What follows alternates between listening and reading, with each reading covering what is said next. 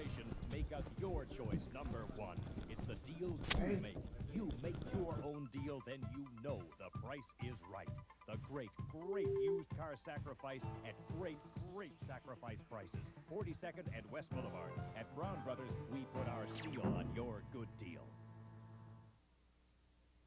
We'd like to show you how to bring out your eyes, highlight your cheeks, accentuate your lips. The Shoppers Drug Mart Beauty Profile.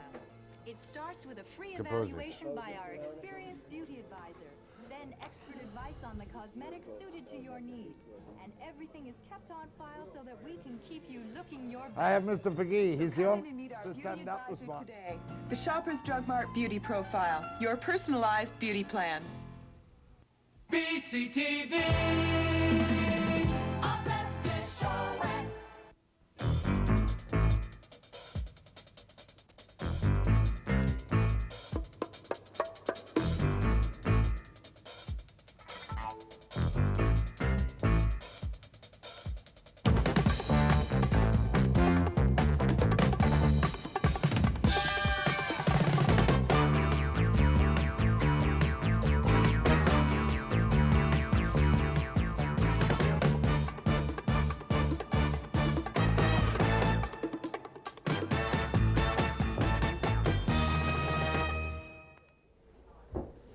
Take a shot of the mayor. Where's the chair? Where's the chair? Hello, Jack. Good morning, Your Worship. I'm glad you made it. I'm going back to American cars. Did your car break down? Yeah. What kind of car? European. A European car. That'll teach you a lesson. Now, will you fix your collar? In on his collar and tie. Come on now. Collar down. Coffee? Coffee's coming up. Thank you. Good morning. Nice to start off one daily program with a good, calm, well-organized start. But despite the fact that the mayor is here, I want to express one little sentiment about my dear old friend Billy of Billy Bond Bennett Frame. Billy sounds like he has now taken us again to the edge of the election precipice. And please, Billy, wherever you are, no matter how many picketers surround you, don't do to us again this year what you did last year. The precise quote of what you said at the Panorama Resort near Windermere is that you will be seeking an overwhelming mandate because to do the things we, social credit, must do, we will have to have a strong mandate. And then Billy, to my surprise, is quoted as saying, I would not want to continue on this difficult task as Premier. The long hours, the hard work, unless I knew we had support. Billy, the only way to find out if you've got support is to call an election. Drop the writ.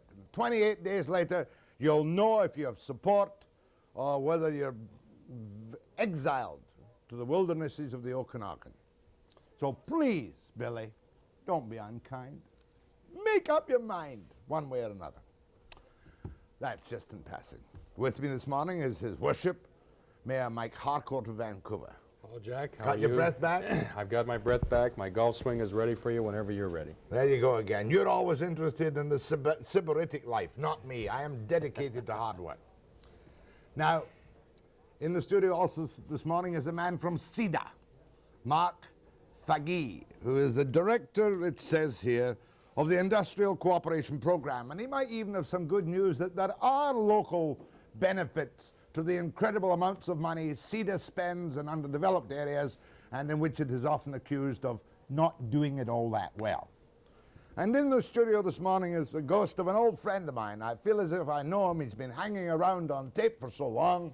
Angelo Calori, the man who founded and developed the wonderful old Europe Hotel, which has a new future. But first, after the break, His Worship.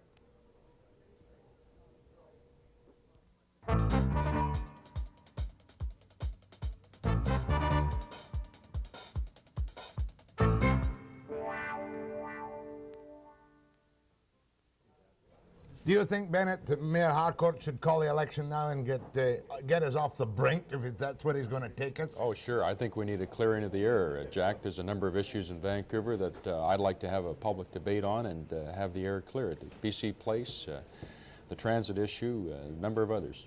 Well, now, it's kind of embarrassing for you, though, because your secret aspiration is to be the Minister of Municipal Affairs in Mr. Barrett's government. Is that not correct? I'm having too enjoyable a time in Vancouver, Jack.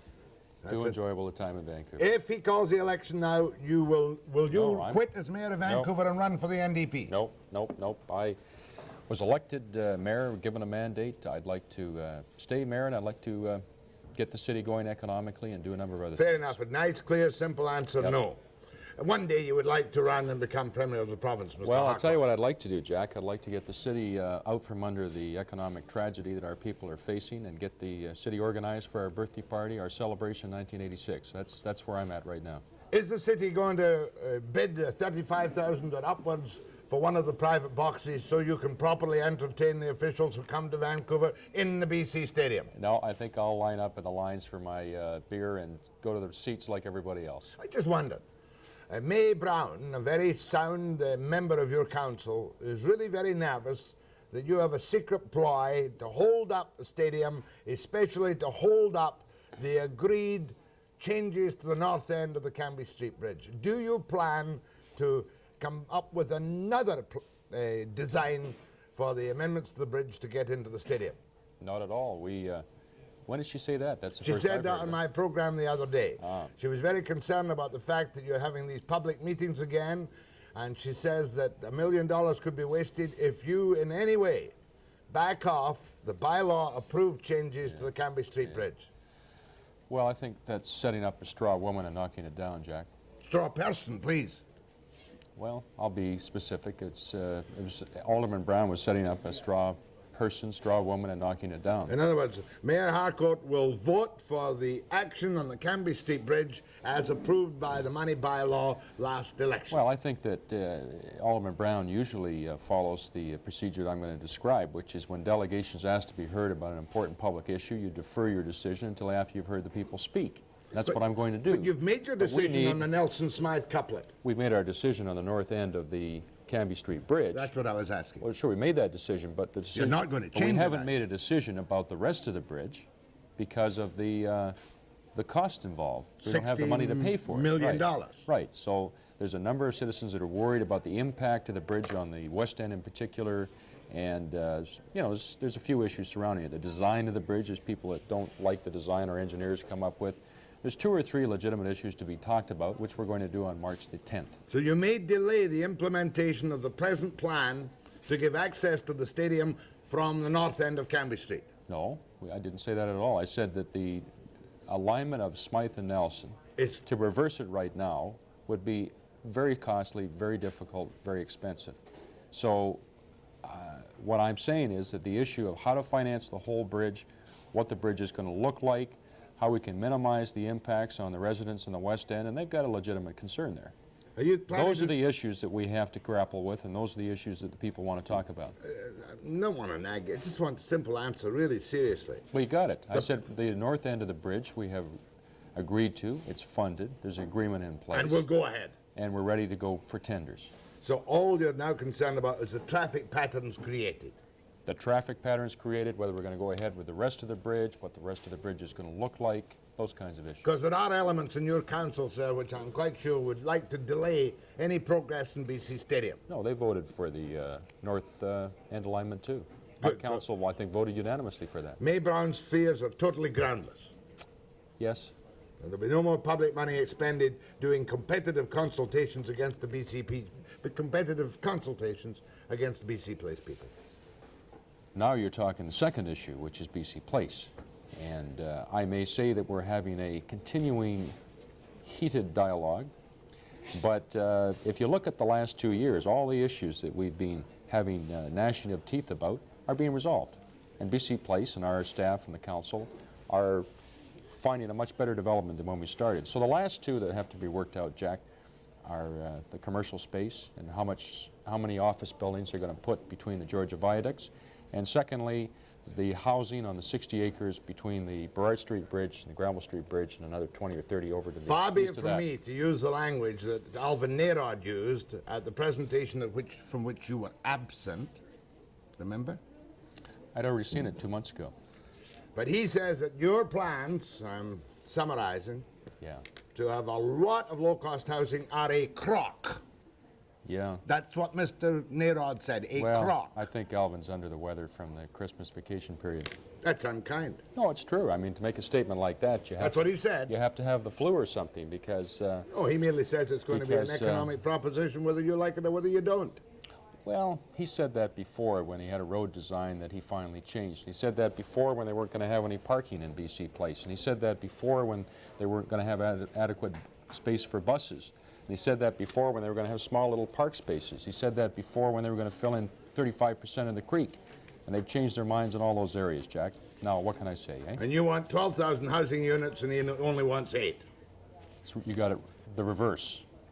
The city council wants Wants 8, 8,000. he wants 12. wants 12. And I'm prepared to have more than the 8,000 if they're going to be affordable housing units.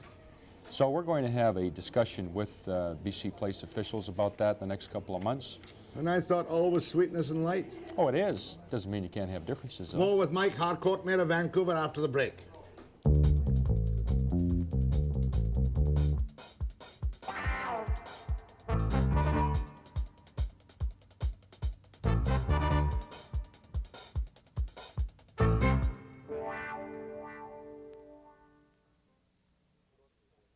One thing I do agree with you now, Mayor Harcourt, is your nice, clear, simple attitude to the problem of the prostitutes on the streets of Vancouver.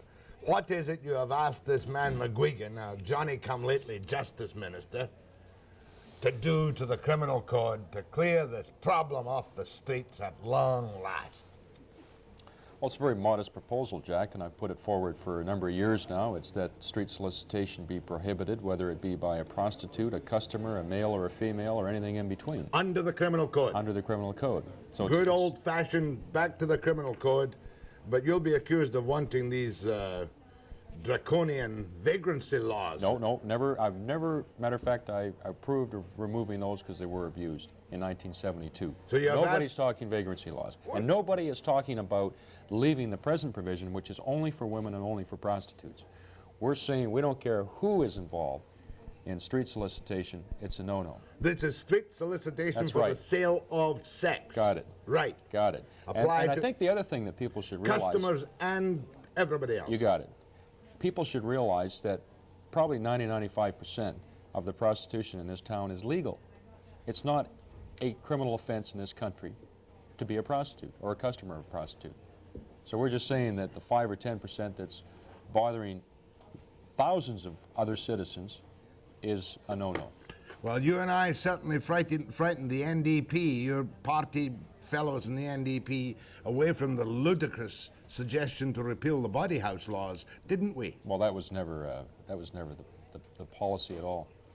That was the interpretation that was given of the policy, but it's not the policy. I'm going back next week, Jack, by the way, to Can't let meet... you away with that. Well, let me just cannot finish. let you I'm away with going that. back next week to speak That to is the NDP. NDP caucus policy. Repeal the body house laws. Well, I said I'm going back next week to speak to the three caucuses, to the Liberals, the Conservatives, and the NDP, and to follow through Mr. McGuigan's statement in Calgary a couple of days ago that he thinks it's time to bring about this modest change to the criminal code. Doesn't mean you can't do a whole bunch of other things, but that's the start. Eh? Yeah, well, I knew you'd be embarrassed. The NDP are embarrassed. Oh, I'm not embarrassed about it. They are embarrassed about it. Well, whatever. I don't agree with it. I don't think most people do. And I think, I finally think we're getting through, Jack, that's a very minor change to deal with a very serious problem in a number of neighborhoods. You know what it's like in Victoria now? It's about 70 or 100 prostitutes in the street, customers. It's a big problem in Victoria. It's becoming a problem in Kelowna. It's becoming a problem in a number of other cities throughout this country. It's always been a problem, but it's always been hidden by the good old legal double standard, which you and I endorse. But that's not illegal. Prostitution is not illegal in this country. The We're just talking sale a of small sex part for of it. money is illegal. No, it's not. The sale of sex for money conducted on the streets is illegal. Should be. That's all. It's even illegal now under the pressing and persistent interpretation That's of the soliciting, code. but soliciting is illegal anywhere, whether you're inside or outside. Anyway, Any event, let's move on to other more... no, just give my regards to important Mr. things. Broadbent and tell him that I am firmly convinced until he appears on this program, because of what I was told by Mark Rose, not to mention Sven Robinson, the policy of the NDP is to decriminalize soliciting or repeal the body house laws and allow the local authorities, such as you, to deal with the licensing of these new non-criminal body houses. That's the policy, sir. Well, I've talked to them, and I don't think that is what Say that again, I'm sure. that is what they're I'll play the pushing Robinson for. tape again. Well, I know what Sven said, and Sven and I, as you know, have disagreed on this matter. We're colleagues and friends, but we disagree in this particular area. I won't argue anymore. Strongly. on that side, because I know you're on the side of my side, which is the right side. Your calls to Mayor Harcourt. Anything you like about the City Hall? I know I've got 4 minutes. I'm going to the phones now. Who do you think's running this program? After the break.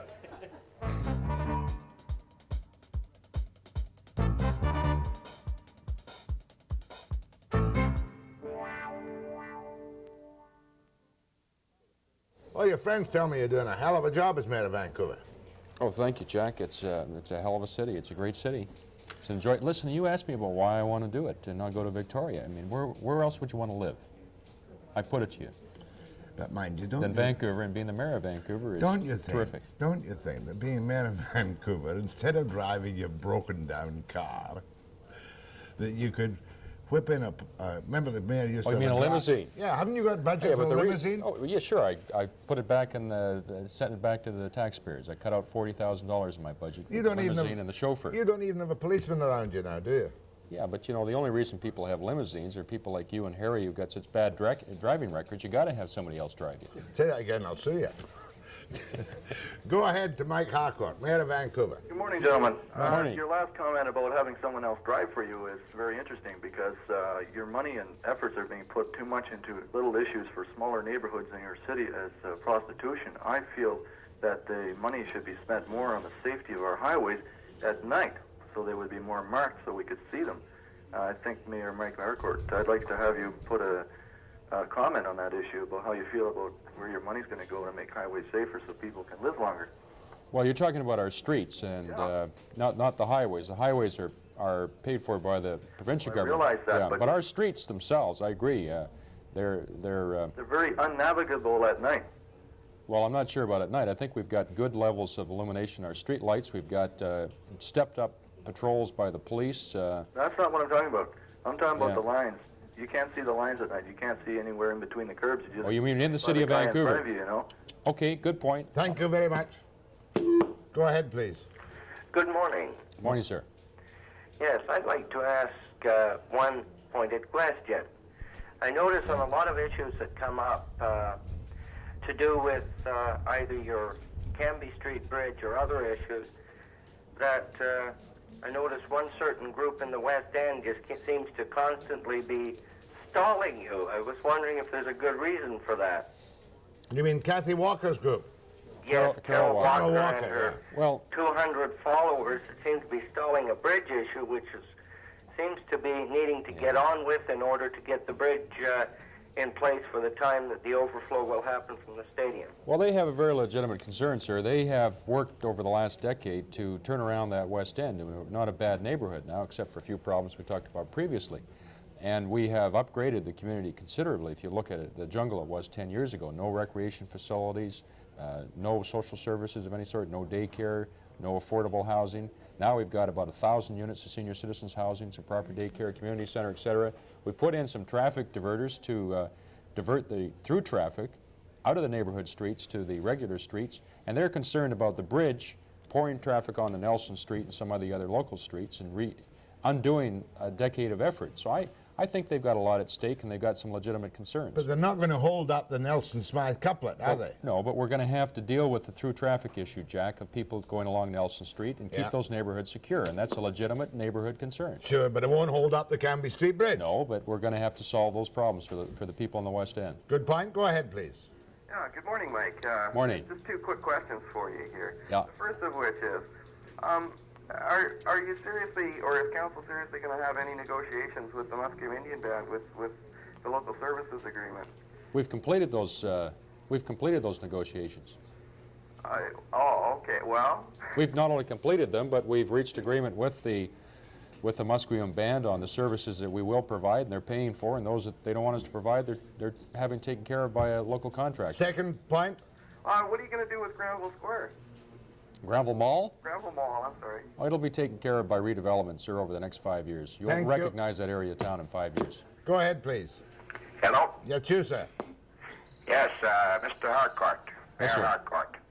Good morning, sir. I personally do not think you're a good mayor of Vancouver, and I've been here since 1941. That's democracy, now, sir. I have a statement to make in the form of a question. I've spent 11 and a half years in the Canadian Navy. I've seen every seaport town in this world, the Atlantic coast, the Pacific coast, and the south of here. Now, to get back to this point that I don't like you as mayor, because you talk out of both sides of your mouth at the same time. First of all, you want to take the prostitutes off the street in Vancouver, which I agree they should be off the street. Yeah. Secondly, you won't give them a place where they can go and work, because the minute they do, the police enforce the body house law. Not true. Now, It's not true, sir. afford the high-priced call girls and the high-priced hotels. These high-priced hotels are never hit by the police with the Body House Act. Now, answer that, Mr. Mayor, please. Well, what you're saying, sir, is you want to see body houses throughout the city. And I don't think that, that I'm being two-faced when I say that most people wouldn't appreciate a body house beside their house. And I don't think that that's a minority opinion. I think that's the vast majority of people in this city. I am saying that the prostitution activities in this town take place discreetly. There aren't any problem to anybody. When they are, then the police come in and enforce. We'd have to do the same thing, sir, if we had regulation by city bylaws. That's when bylaws come into effect, Jack, when they're being an obnoxious nuisance to their neighbors. So I don't think it's contradictory or speaking out of two sides of your mouth, but the gentleman's entitled to his opinion. Go ahead to Mike Harcourt. Yes, good morning. Morning. Morning, sir. Yes, regarding Cambie Street Bridge, could you tell me, sir, why is a bridge necessary? Basically, Falls Creek does not go anywhere. Why don't they just put in a causeway or something? If they want the tide to go in or out, that's fine. Or just fill in that end of the creek. Well, we've looked at that, the causeway and filling in the creek, and it's a very, very expensive proposition. The bridge is necessary because the present bridge is old, dangerous. It ends up right in front of the Terry Fox Plaza and Square, where 20,000, 30,000 people are going to be coming out of the stadium within about 4 or 5 months when there's an event on. And we need a new bridge. In particular, we need... Causeway was a good suggestion. And one well, more it's thing. it's one we have looked at and rejected. All right. If a number of people have been to Japan, and they have these street malls that in Japan are very popular, but what they are is covered. They're covered by a plastic dome or sheeting. Yeah. And they can be open during the day or at night. Would that type of thing be acceptable for Granville Mall? Well, we've got in our new zoning schedule provision for people to provide that kind of shelter when they build new buildings. And we're going to, probably over the next 10, 15 years, we'll see a lot more awnings and that kind of protection. Go ahead to Mike Harcourt. But it doesn't rain that much in Good morning, Vancouver. gentlemen. Morning. How you doing? Mr. Harcourt. Good morning. I have a question. Maybe you can answer it, maybe you can't. I'm a young unemployed worker like many. Right. I've been down to the City Hall applying for several jobs on the board. Yep. And I keep going back and checking and refilling out applications and so on. And I go to check to see if the job has been taken and so on. And I have to speak to the gentleman in charge of, and he's always out to lunch. So they say call back later. He's always gone out. I was wondering if there's any way I can get a hold of this man. So What's his name? Listen, why don't you call my office, 873-7621, and we'll check it out for you. Okay. Okay? Great. Thanks very much. Okay. Thank you. You still got the 4-day week, haven't you? I don't. No, implies. Well, it's 4 10-hour days, yeah. Some of them. Go ahead, please. Good morning, Your Worship. Morning. I'm not a taxpayer. I don't own anything in Vancouver, but I'm a supporter of yours, and I can't see spending money to repair the north end of the bridge when sooner or later that whole bridge is going to have to be replaced. Well, that's what we're going to do, sir. We're not going to repair it. We're going to build a totally new north end of the Cambie Street Bridge, and I would prefer to build the whole bridge. Exactly. If we could, matter of fact, I wanted to put that to the voters in the last election, but we decided not to do it. We decided just to put the north end. I think most people see it as an ugly, dangerous old bridge that's got to be replaced. You'll only be replacing the bit up to the north side of the span. Up to the north side, right. So we're gonna rearrange it off of Robson Street over to Smythe and Nelson and rebuild that, and then down the line we'll be able to build the center and the south areas. But it's going to waste some money because we're going to have to take out part that we built and redo it, and it'd be far better to do the whole thing, Jack. Better if we didn't have the stadium, wouldn't it? Well, if you don't have a stadium, you got to go with Empire Stadium, and it's finished in 3 years. Great stadium, though, isn't So, it? you know, it's like, do you want an Orpheum Theater? Sure. Do you want a Queen Elizabeth Theater? Sure. And a stadium a lot of people want and use. And you want it? Sure. Good. Go ahead, please. With baseball in it.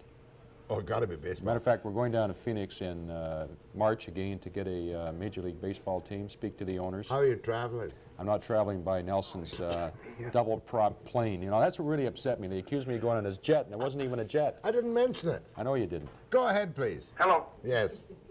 That's you, sir. Speak up. Hello. Yes. Yes, Mr. Webster and Mr. Harcourt. Yeah. That dude. Go ahead, sir. Yes, Yeah, go ahead. Mr. Webster, Mr. Harcourt. Yes, yes. Mike, Mr. how many cars go over that bridge in the morning now between 8 o'clock and 9 o'clock? Oh, it's thousands. I don't know the exact figure. Thousands of cars go over now? Yes. Then Yeah. why are you so worried about it then? If you're not going to get thousands of cars at nighttime, are you? Well, I'll tell you why. We have, over the last couple of years, had 2 truck drivers die who have gone over the railing and drowned in the, Yes, in we the understand waters that, of sir. False Creek. We have all kinds of rear-end accidents, of other accidents on that bridge because of the swing span, because of the narrow lanes.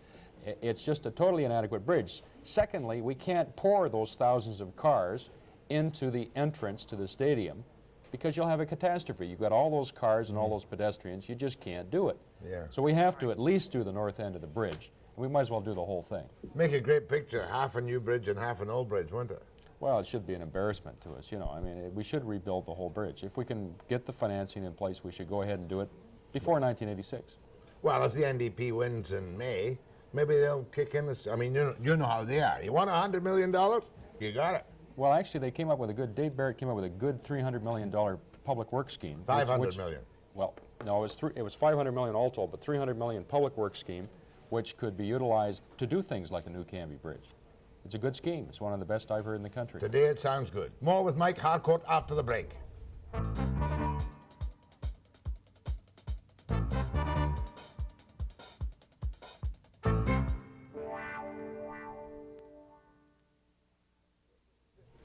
This woman from Campbell River insists on having at you, Your Worship. Go ahead, ma'am.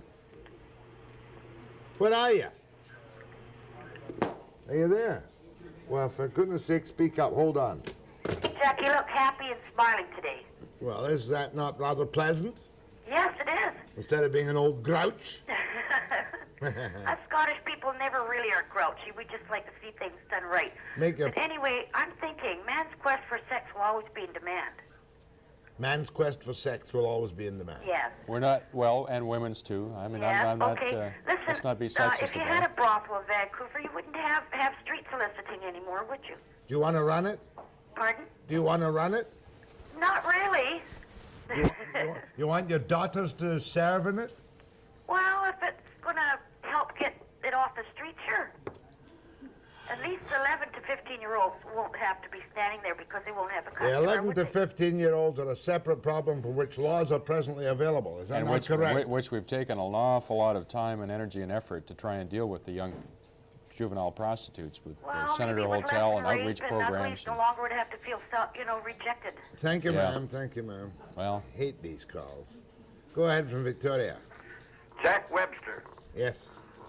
This is the watchdog calling, and I take issue with Mayor Harcourt making an erroneous statement. I phoned Peter Pound's office, and he was unavailable.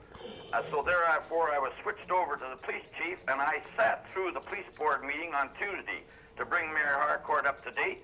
He made a statement. There's 75 to 100 prostitutes on the street of Victoria, and I spoke to a man of authority in the police station, and he said there's far less than 50. So Mayor Harcourt, get your facts straight. While I'm speaking, Oh, so I let me made a deal with call that. in Victoria, and I've gone on record that the prostitutes should be taken off the street and put into houses of ill repute, because the NDP, in my opinion, are whiffle-waffling around. Swenson had the right idea, and there's a few political pundits in the NDP who are scared to stand up and back them up. Okay, take his first point. well, his first point is I didn't say they were all on the street at the same time. I said that there are 75 to 100 who are now involved in street solicitation. And that's not something I've made up, sir. That's something that our police chief has gotten from the police chief in Victoria. It's a And fact of life. It is a serious problem. Go ahead, please. Good morning. Morning. Yes, one point, and I'll just take a few seconds. Number one, I would suggest that we've had the police take over a sting operation where they found $150,000 worth of stereos and what have you. Yeah. Now, have you ever heard one person ever listen to $150,000 worth of stereo? Obviously, it was stolen for sale. So? Who buys them? What's your point, sir? What's your My point? point is, if you take away the buyer, that is street solicitation, when you have a convicted jewel thief that goes across the world and being supported by people like Mr. Patterson, to do these things, if you take and give the prostitute and the customer a straight 6 months, whether he be a judge and you have to hide the book, you will get rid of him because the prostitute will not stand at 4 o'clock in the morning in the pouring rain, nor will the pimp sit in his room with another broad or another guy smoking a marijuana or a dope. He will be gone home to somewhere, and she will not stand there. So therefore, if you get rid of the buyer, you get rid of the seller. Yes. Well, that's what I have suggested to the Minister of Justice. Go ahead, please. Hello? Yes. Yes, morning, Jack. Mr. Harcourt? Morning, sir. Something I got, I'm not, okay, I don't know that much about it, but I was wondering, this soliciting thing with prostitutions, or prostitutes rather, I was wondering, okay, this Constitution's home now, right? These ladies of the evening are out soliciting, making money. Now, if this Constitution come home, okay, you got Fuller Brush men, you've got, a lot of people who are religious along the street. We've got your question. You're only talking about the soliciting of sex. Yeah, I'm not talking. That's it. That's Just it. not That's cover it. Very the modest full point. And I'm not saying, by the way, that you just sweep under the rug. They're very genuine problems that a lot of the prostitutes have, the younger ones in particular, who are abused children, who have some very sad stories. Very sad. I'm saying you can set up all kinds of programs, and I am. Matter of fact, I'm working with a number of different groups and doing some activities through the police board to deal with the economic, social problems involved. But it still doesn't take away from the need for some protection for citizens on street solicitation. Here. Go ahead, please.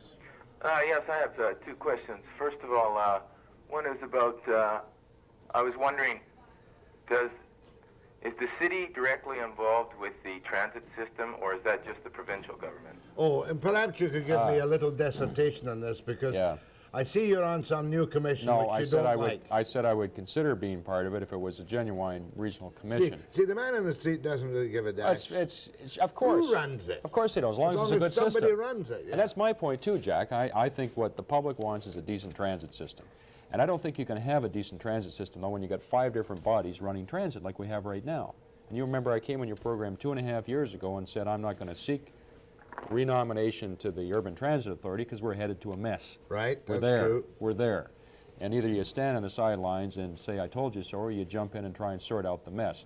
And what I said, and what Mayor Ross said of Surrey, and what Mayor Petrie said of Port Moody, and what Mayor Blair have said is, we're prepared to consider being part of a regional commission as the mayors of our respective cities, if it's going to be a genuine, effective regional transit commission that's going to deliver a good transit service to our people. You would be the overseers of the MTOC. Yeah, but it's that's right. The MTOC, the C-Bus, the commuter train, the LRT, the custom transit. You would set the fares. Set the fares, raise the taxes, be accountable to our users, to the regional district. If Mr. Van der Zalm is going to set it up that way, if he's going to set it up where you just advise the BC Transit Authority and himself, we're not interested. We want to have a genuine, effective local transit commission like they have in Toronto, which is the best in North America. Well, that's clean. In other words, you say away with the GVRD, away with the BC Transit Commission, away with Van der Zalm, one simple regional commission, which makes a recommendation, which runs the MTOC. It runs, it sets the policy, it manages them, it signs the contracts with the operators, it hears the complaints from the users, it coordinates with the regional district. Didn't you vote for a year's delay on this plan? I said let's have a breathing space. We've had enough silliness in the whole area of transit. Let's have a breathing space, sit down, a negotiating committee from the region, the Premier and some of the other members of the Cabinet, and let's finally do it right. Okay, that's what we said. Question from McCullough. My question is, why do all facets of government contradict themselves by going through with saying we want we want to save money and we want to create jobs? And in both cases, by using this transit system, they've not only picked the most expensive system they could possibly pick, but they're also creating the least jobs. Well, you're talking about the automated or advanced light rapid transit system. Well, I was outvoted on that, sir. I wanted to go for a conventional Canadian-built system like they have in Toronto, Edmonton, Calgary, but they decided to go with this new technology without drivers. And we're stuck with that. Okay, now my second question is dealing with the bridge. Yeah. Has anybody suggested anything to do with the way they build their bridges in San Francisco, with 5 lanes going one way underneath and 5 lanes going the other way on top? Yeah, I don't think we need that big a bridge. This is just a But wait a minute, we're talking bridge. about the congestion on that bridge. You go across it. You don't think we need that big a bridge? We're talking 6 lanes where the access ramps go off, and that's it. That's all we need. And if you have a double-spanned one, double-tiered one, you've got more trouble in the West End. Yeah, we don't need that big a bridge. Bridges fill to their capacity at rush hours if they're 50 lanes. Yeah. Go ahead, please. Good morning, Mr. Webster. Good morning, Your Worship. Morning, sir. I have 2 questions. Yep. You spoke a year or so ago about an ombudsman or a liaison officer to resolve public concerns with the police. Is that has anything been done on that?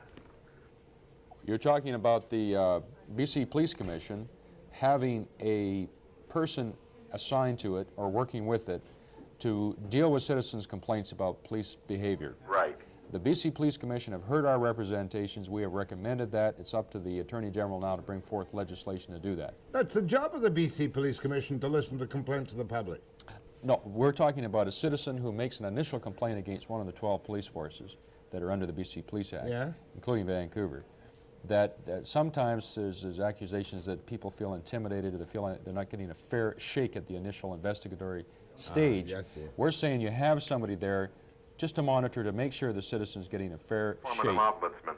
That's right. Second question. In any event, we've made our recommendations, and it's up to the Attorney General now to carry them out. Second question. Yep. The proposed P&E development. Redevelopment. Is the city going to be involved with that, and when will it take place? Oh, I think that's going to... I'll hang up and listen. Okay.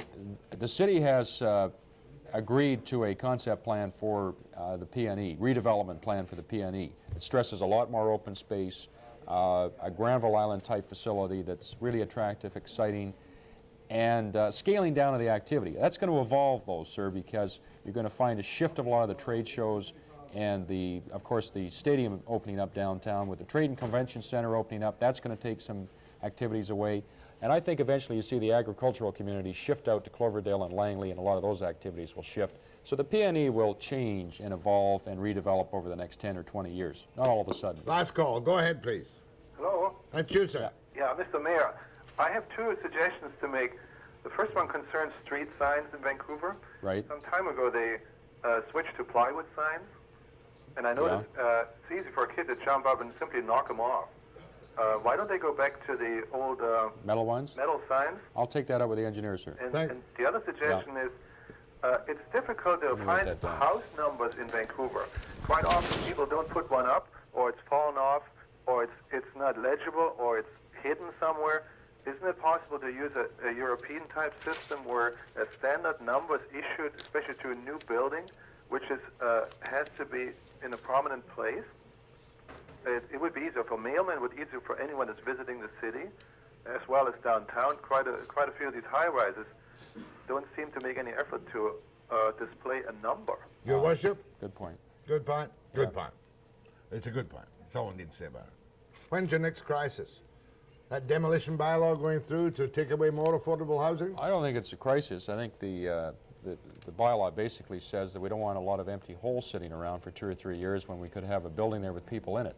I was astonished to see a police report submitted to council on 2 hotels downtown. Yeah. The Balmoral and the Travellers. Yeah. I didn't know these conditions were still around. We've been too tolerant. Has that been dealt with yet? Well, show cause coming up for both of them at City Council. My thanks to Mayor Mike Harcourt. Oh, by the way, Liz, call him a cab. His car's broken down.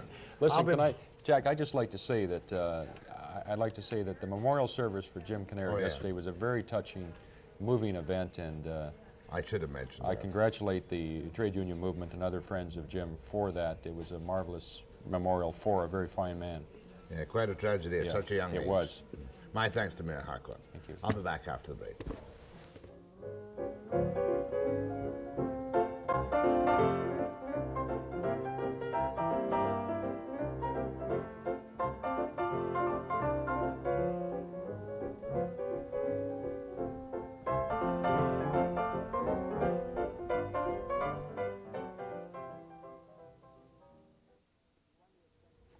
beginning of the 20th century, Angelo Calori came over from Nanaimo and he built what was the great #2 hotel in Vancouver at the time, the Hotel Europe, the Flatiron building, one of a kind. Well, changed days are ahead now for this magnificent old building which you still couldn't knock down with explosives. Whose idea was it to build a Flatiron building anyway, a building in the shape of an old-fashioned housewife's flatiron? My grandfather's. Where did he get the idea? Yeah, well, he saw a Flatiron building in New York.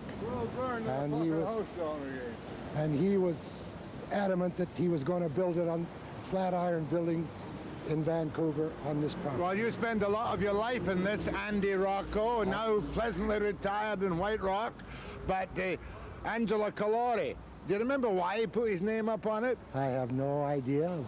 I guess it's a matter of a remembrance as to when the building was put up.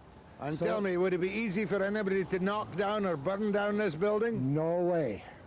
It'll never be knocked down. They couldn't knock it down if they blew it up with all the dynamite in Vancouver. When did Angelo die? 1939. Come on in, Andy, and we'll relive the glories of the old Europe Hotel, eh? Now, tell me, is it true? Was this hotel, in its glory, in its big demand for visitors from, say, New York? Absolutely. That's the other good hotel in town. Absolutely. We used to get reservations, at least my grandparents did, from New York, Chicago, Boston, for reservations here, because it was the second best hotel in Vancouver. And it was down here in Gastown, and the Vancouver was up. That was the old Vancouver. The old Vancouver up hotel. on Granville Street. That's now, right. Obviously, your grandfather was as Italian as you are, right? That's correct. So the first thing he did was put in a marble staircase and solid brass posts. That's right. You're lucky nobody's stolen them in the years between. I think they might have been kind of hard to take away. Hard to take away. Now, when you were a youngster working in, you used to live in the hotel, didn't you? I did, yes. I lived right here. With your mother? At the time when I lived here with my dad, yes.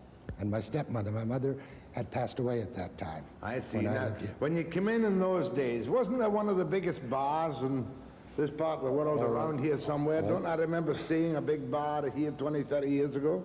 In 1925, when the city allowed for beer parlors, they moved from there and they put the pub in the front where the restaurant used to be. Now, before that, before 25, there used to be a bar in the back, a big, long, 30-foot oak bar, brass rails and all. What happened to it? We don't know what happened to the bar. Somebody's got it somewhere. They've taken it away. Now, we're going to walk now into where the restaurant was when you were a youngster. What did you do in the restaurant when you were a youngster? In the restroom? The restaurant. Oh, in the restaurant. Oh, I didn't. I used to run back and forth and watch my mother take cash. I was a young fella. Yeah.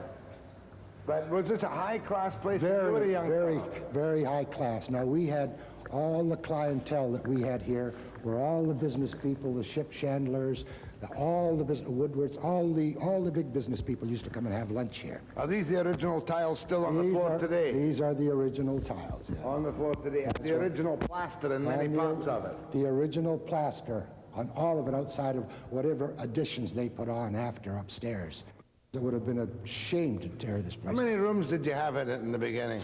Well, you see, there was total with the annex, we had 120 rooms with the annex. That's with the old building. And there were roughly, now I don't want to make a mistake, there were roughly around 70 some odd rooms in there. Now, we can't go downstairs, but downstairs is almost a duplicate of this room upstairs here. That's right. And had that lovely glass in the sidewalk which sent the light through into the basement. Purple lights came through, it was open, you had light in there all the time. What did they do with it in its heyday? What was that for downstairs? Well, I believe that was at one time, it was sort of a type of a cabaret deal or an entertainment place. Now, that I'm not quite sure. It was never used by bootleggers in the old days, was it? Not as long as we were here, it wasn't, that's for sure. But downstairs below the street was the cabaret place, whatever, ballroom kind of. That's right.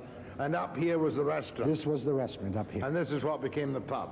This is what became the pub. Will you show me the suite you used to live in when you were a youngster, eh? Yes. Andy, you started to tell me a little bit about your grandfather, Angelo. Died in 1939. What do you remember about him? Well, my own personal opinion about my grandfather He was one of the greatest men that ever lived. That's the way I feel about him. He hadn't originally been a builder or a hotel man, had he? No, he never was. He worked in the coal mines In Nanaimo. Now, show me through the Calori suite. Mind you, it's not in the glory it was then, because it's been a hotel, you know, for a long while now for single men. Okay, take me through the suite. Now to start with, this has all been added. This used to be the living room. From here right through to Alexander. That was all one room. All one big room. All one big room. This has all been added. They made bedrooms out of it. That used to be the living room, right there. It went right through. And when the family sat down together for a meal or in the living room, there'd be a fair number of you. Oh, there used to be quite a few at times. Now, carrying on through the old... This is where I used to sleep, in here. This is your bedroom? That was my bedroom, right there. You didn't leave anything pinned to the wall? I didn't leave anything pinned to the wall, no. That was 1930. When did you leave here? 49? Well, I left in 49, but I wasn't as a living here youngster? As a youngster. I was married in 34, of course, and then I left. You know, I was out on my own, so... Yeah, naturally. Up to the time I was here. Uh-huh. Now, this is another bedroom. That's another bedroom there. Uh-huh. Had all your ensuite plumbing and everything. It was a very classy place to live. It was very nice. And then, of course, there were 1.5 baths. The bath was here, and the toilet and sinks, another sink there. Yeah. And this is the master bedroom we're coming up to now. This one here, that's the master bedroom. Yeah. That's where my folks used to be, in there.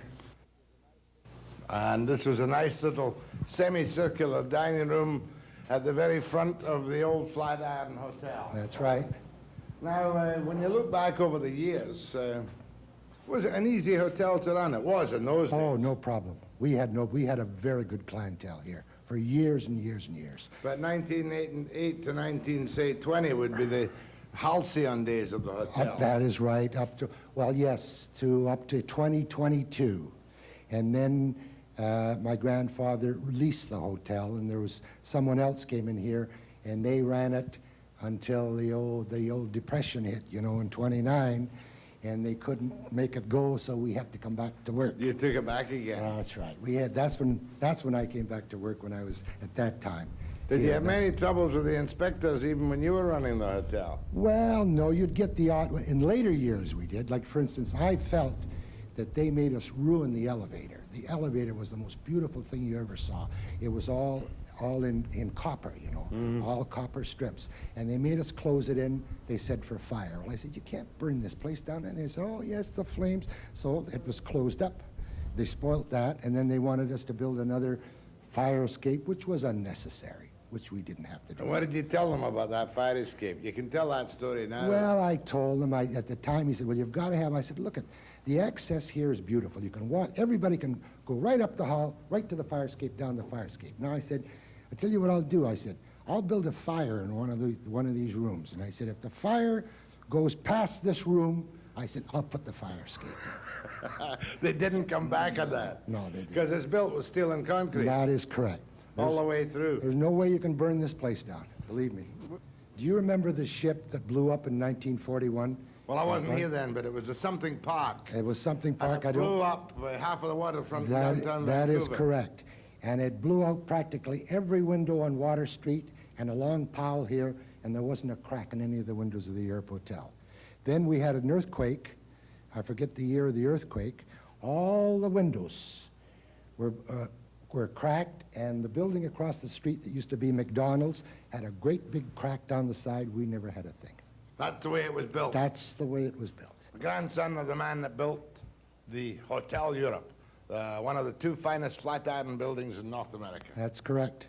One in New York and this one here. Now I'm in the best room in the house. It was the best room in the house when the Calori Hotel, the Europe, was in its prime in 1908, 1914, and it'll be the best room in the house now. And with me I have two gentlemen deeply involved in this project of saving and restoring in a certain measure the Europe. One is John Gorton, who is the coordinator for the Affordable Advisory Housing Association. And my old friend Barry Shaw, Executive Director of the Central City Mission. That's correct. Now, who saved the Europe? You might say that the government really has saved the Europe Hotel because they felt this was a very special building a heritage building that should be saved. And in order to accommodate, they thought, people of low income and medium income, they needed a sponsorship of an organization of a non-profit type that would put this building back into its shape where they could accommodate these Now, people. is there much needed in the way, there's nothing needed, is there, in the way of major reconstruction of the foundations of the basic building? No, this is a very, very sturdy building. It's So- the interiors that we're concerned with. Just the interior? Right.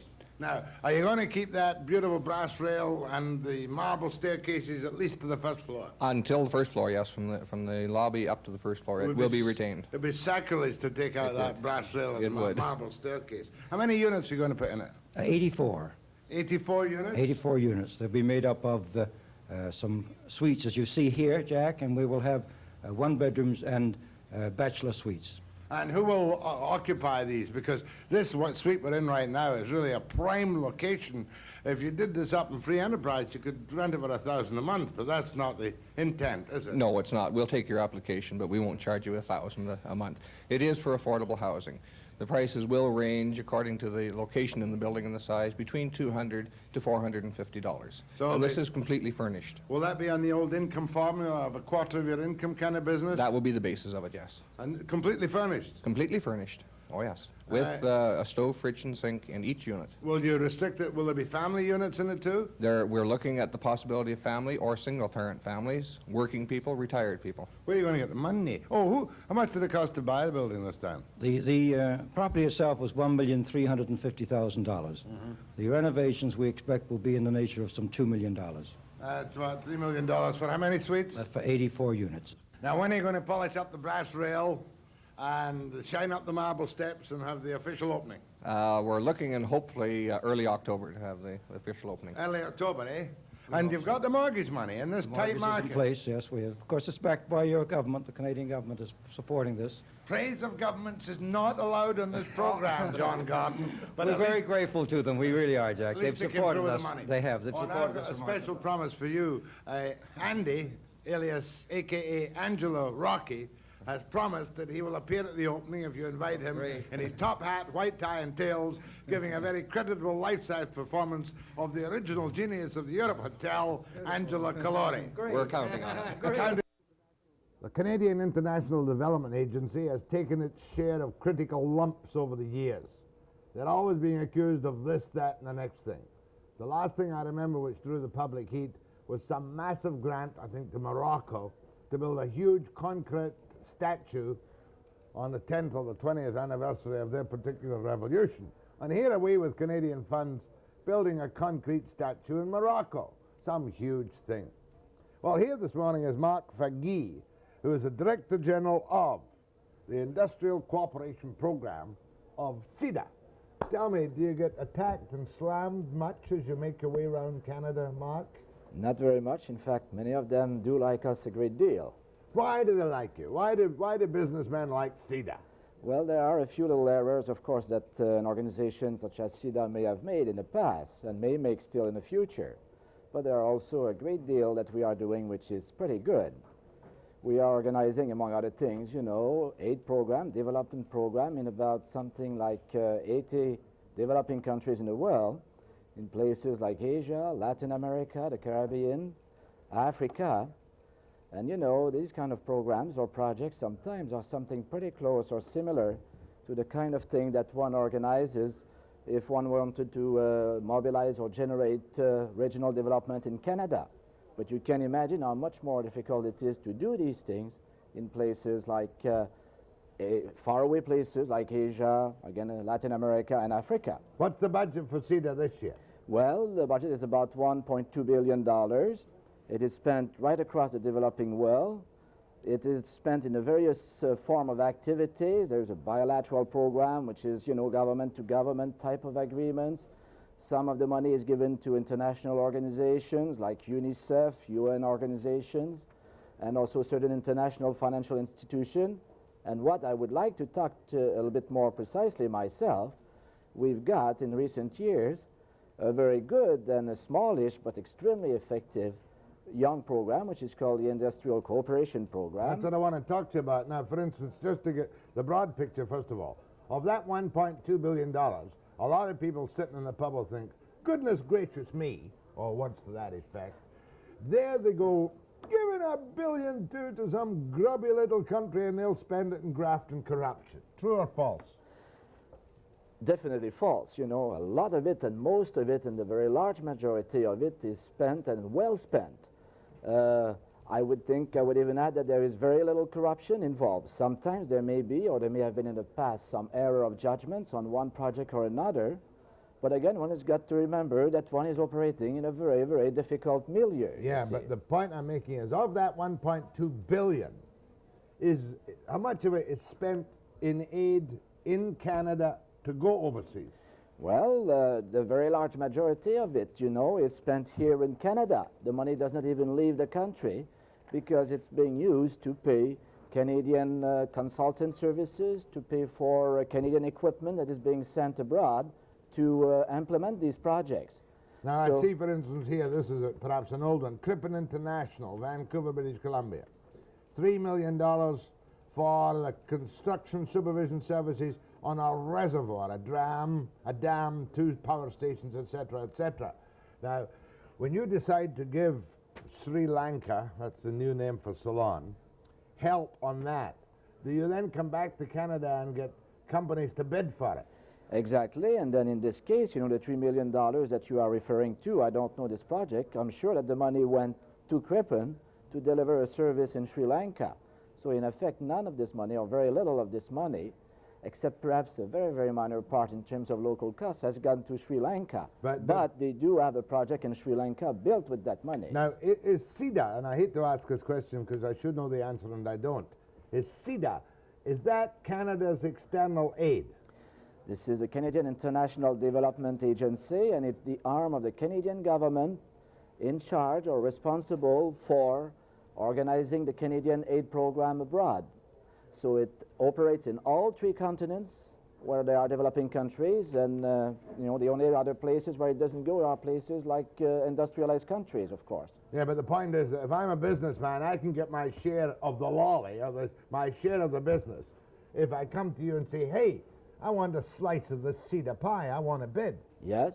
Is it easy for, say, we know that these things tend to concentrate in eastern Canada. I mean, we may be a little bit bigoted about it, but we suspect that most of it goes to Ontario and Quebec, the big manufacturing centers. Now, what precautions do you take to make sure that companies in the West can bid? Well, in effect, we are welcoming the fact that Western companies do bid. In effect, the reason why I am here today, and I was in Edmonton yesterday, is precisely to try to talk to the business community in both provinces, try to make them aware of certain of the activities that we can carry out with their help. And as you know, for us, it's a very crucial aspect. We want the Canadian aid program to be implemented with the collaboration and cooperation of all people from all the provinces. We don't want this only from Quebec or Ontario only. I see here that you're working on a big project in Mali, Mauritania, and Senegal. And France, Italy, Kuwait, and Saudi Arabia, and West Germany are all involved in this consortium, right? Mm-hmm. And you're buying, here in British Columbia, hydrographic surveying equipment, small inflatable boats, and oceanographic surveying equipment. Well, that's a very good example. You see, this is the kind of project that is carried out in a big scale. The Canadian firms have to be competitive. They have to make a bid for it. And if they have the right product and the right price, they will be selected and chosen, and this is financed by Are you looking C.I.D.A. for any bidders now? Well, we are always looking for bidders. They can always register with C.I.D.A. There is a roster of Canadian firms, both consultant and a manufacturer, interested in doing business abroad. They should make known their services, registered with C.I.D.A. Once they register with you, you'll put them on the bidding list. Yes, you know, they usually have a sector of activities. They will be specialized, I don't know, in the energy sector or transport or whatever it is. And whenever we have a project in these sectors, we will look at them and in a number of cases seek bids from them. Yeah, no, I don't want you to make you feel unwelcome, but we have a feeling that we've been kept out in the cold in these things. Are you making a concentrate? We should get 10% of the business. We're 10% of the nation. Well, I'm not quite sure how much of a percentage you get, but I think you are getting pretty close to it. All right, let's give any businessman who wants to get on the C.I.D.A.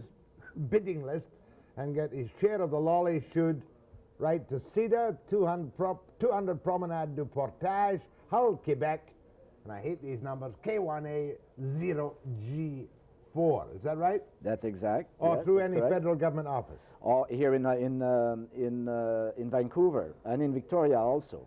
Because we need the jobs. You need the jobs, and we need your help. Well, while we worship the Liberal government, we think they've made a mess of the bleeding country. Yeah. Well, you know, I'm a little bit apolitical on these matters.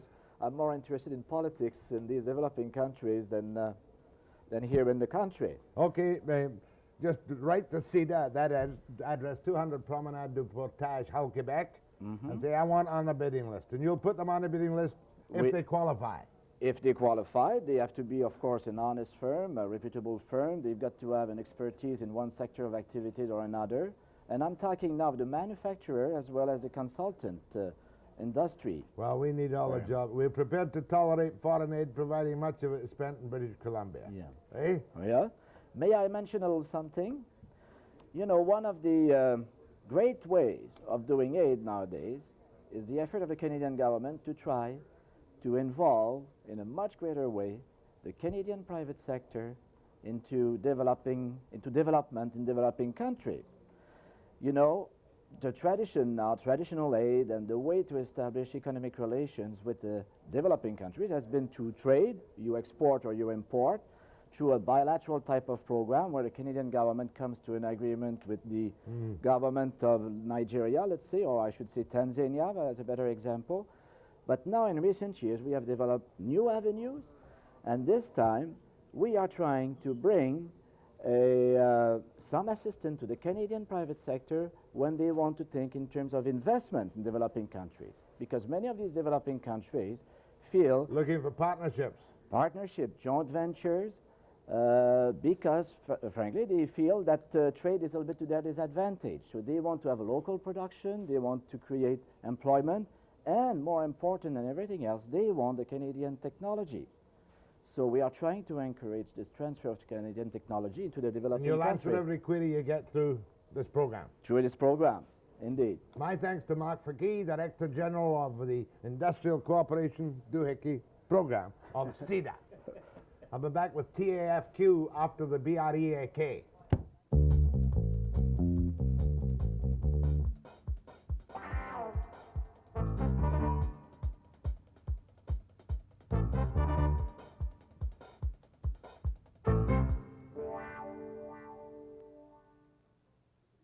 I'm always filled with the best of intentions to deal with the TAFQs. That's a fair question, because I find them quite good, and some of the questions you send are really very good. Here's the first one I want to tell you about this morning.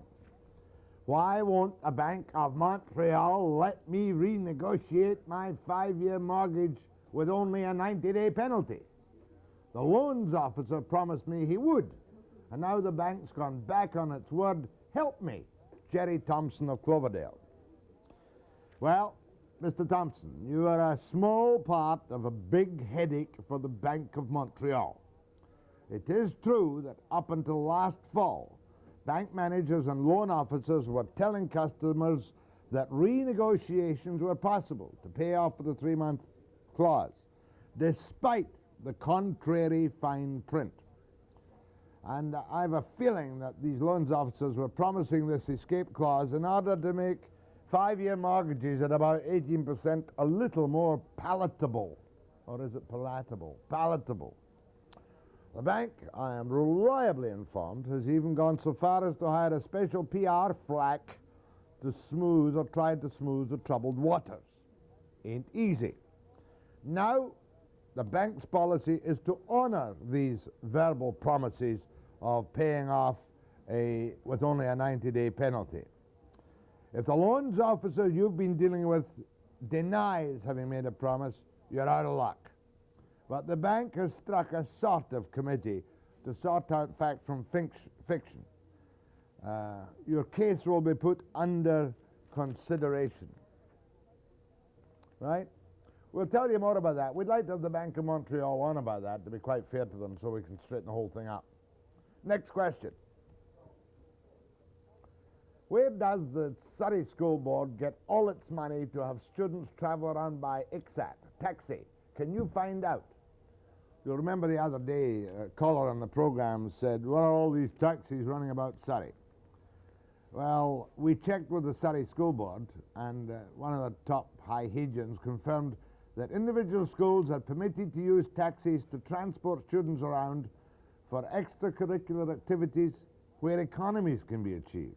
For example, one school, Johnson Heights Secondary School, uses taxis where fewer than 6 students must go from one place to another within the school district, instead of a bus, I presume.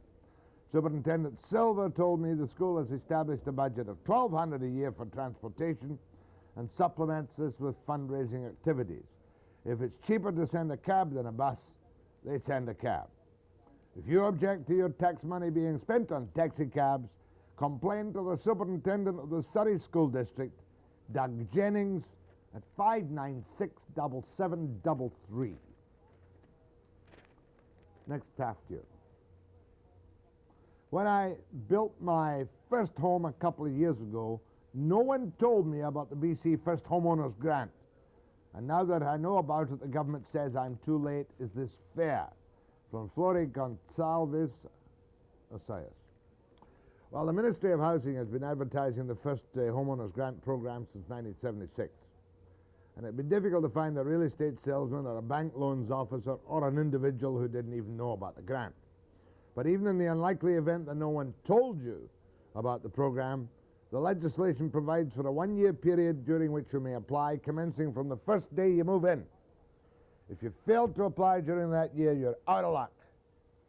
And if you got it without, if you moved in without the grant, you managed to scrape by. But it's a shame that you lost it. Very sorry about that. A break? My. Free for all till the end after the break.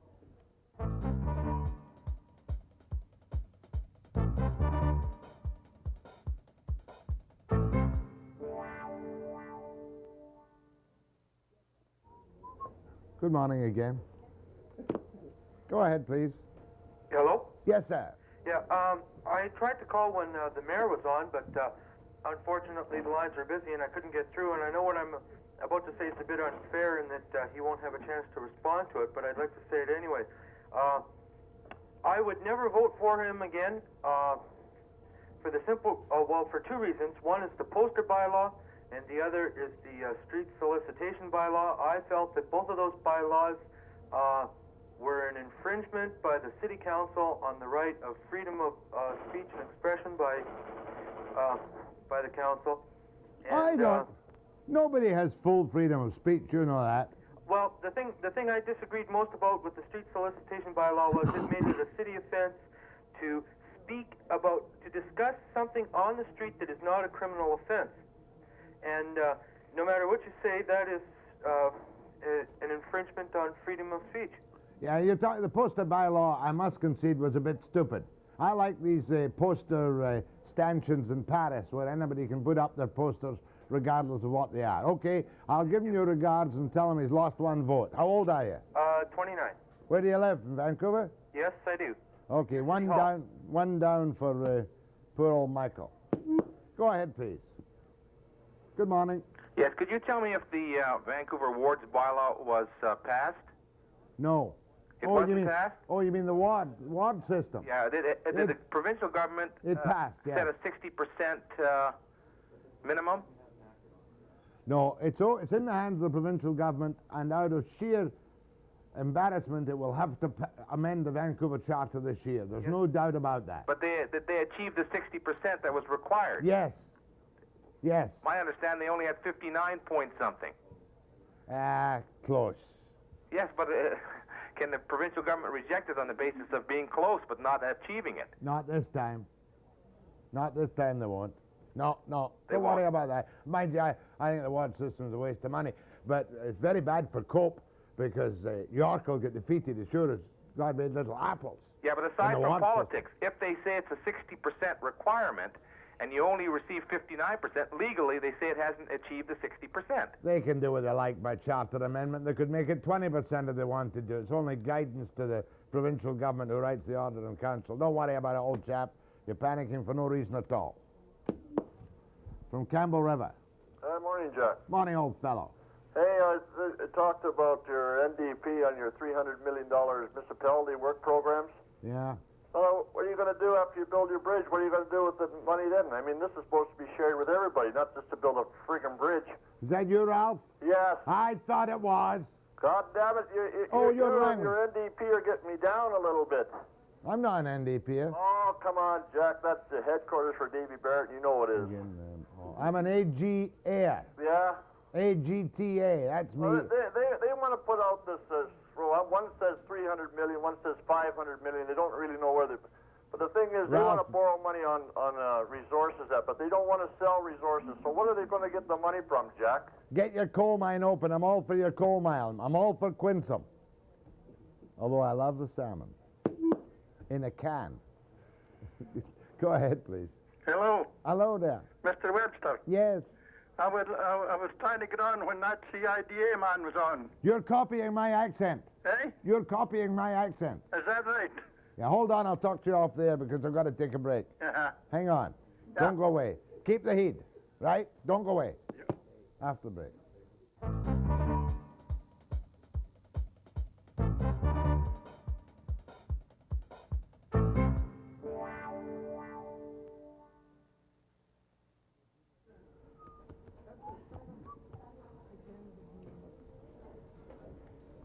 Tomorrow, the Honourable Judy Arola, Minister of Mines, one of the starting figures in the Gillespie Kipper, will be here. She's also the woman who originally thought that childless married women at home were useless, or words to that effect.